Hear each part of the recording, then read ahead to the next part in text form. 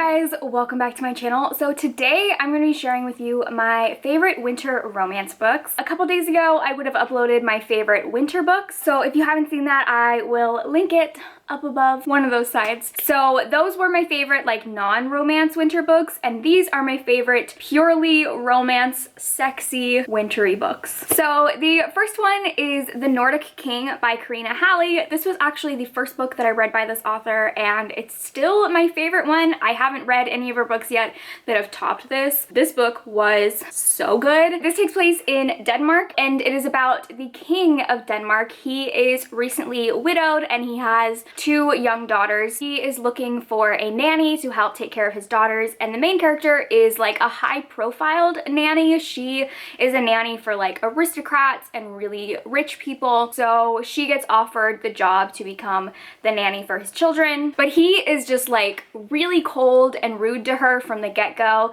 and she doesn't know why he dislikes her so much. I loved this book so much. The romance was so perfect. Not only is it kind of enemies to lovers, but it is also an age gap. I believe the king is in his 40s and the main character is in her late 20s. And I loved the character of the king so much. In my head, I kind of fan casted him as Alexander Skarsgård, but this also takes place in the winter.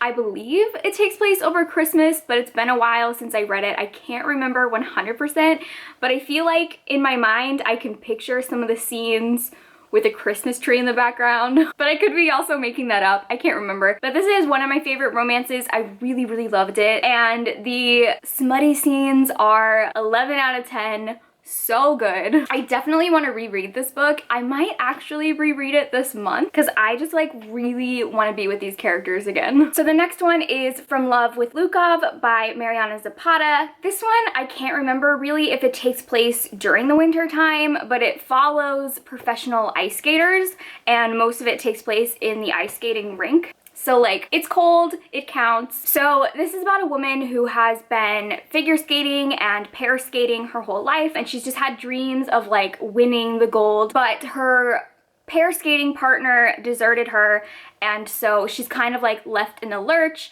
and she is presented with a really big opportunity to become the partner of Ivan, who is like the top skater and also her best friend's brother, and they've always had a very adversary relationship with each other. They don't like each other, they don't get along, so she's really confused as to why he's asking her to be his partner when he clearly doesn't like her, but she needs the opportunity, so she accepts. And this book follows them practicing and training and getting closer. This is the only Mariana Zapata book I've read so far, and I really did enjoy it. But she's definitely the person to go to if you like slow burn romances, because all of her books, including this one, are almost 500 pages or more. They're very long, and it is so excruciatingly slow burn. You get nothing until the end. It's like she drags you along, pulls your heart apart, and then at the very last minute when you're about to give up, she's like, here you go, here's everything you've ever wanted. But for how long this is and how slow burn it is, I read it in one sitting. I just could not stop. I had to keep going until they were finally together. And I really enjoyed this. I definitely want to read more books by her. This kind of reminded me of that movie, crap, what's it called? Cutting Edge? I think it's Cutting Edge. There's like a couple of them. It reminded me of those movies. The next book is Merry Inkmas by Talia Hibbert. This is a novella that follows a woman over Christmas time. She is a barista in a coffee shop, and there's always this really attractive tattooed man who comes into the coffee shop. And one day while he's there, she gets fired, or she quits. I think she quits and she leaves, and he basically follows her and offers her a job to be a receptionist in his tattoo shop. So she starts to work for him, and they have a romance, and she ends up going home with him for Christmas. I really enjoyed this. This was the first thing that I read by Talia Hibbert, and as you guys know, she has now become one of my favorite romance authors. I really, really love her writing, and this was the first thing that I read by her that really made me want to read more. I actually remember I read this in Vegas last year, around this exact time, like almost exactly a year ago. I was there with my friends and I just like stayed up one night in the hotel room, like under the covers, trying to read it without waking them up. The next book is probably the most different on this list, and that is Planet Barbarian by Ruby Dixon. This is a sci-fi alien romance that is about a woman who is abducted from Earth by these like tiny green aliens. They're basically like trafficking humans, and one of the cargo pods that she is on gets loose and is dropped on this frozen planet that is inhabited by these giant horned blue aliens. The aliens have this sort of mating bond. It is like a parasite or something inside of them that helps them to be able to stay alive on this planet, but it also mates, like it finds another person that it is eternally bonded with, and this one blue alien finds her and becomes mated to her, and she is like completely out of her element on this planet and about to die, so he like brings her to his cave and they have a romance.